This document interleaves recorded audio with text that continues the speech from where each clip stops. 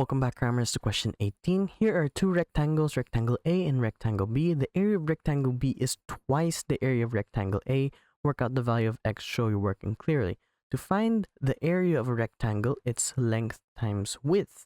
But we also know that the area of B is equivalent to 2 times the area of A.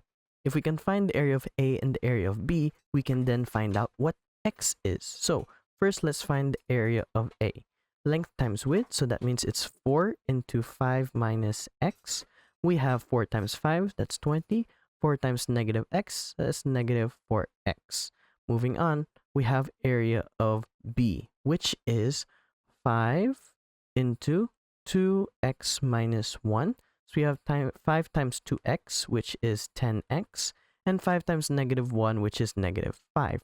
Now we can input it into this equation.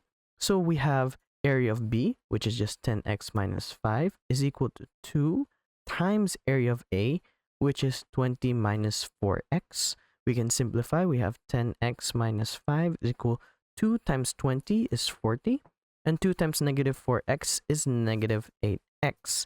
Now, we can bring 8x to this side and negative 5 to the other side. So that gives us 10x minus 8x is equal to 40 plus 5. This is plus 8. So we have 18x is equal to 45. We can divide both sides by 18 to cancel out x. And we can use our calculator here.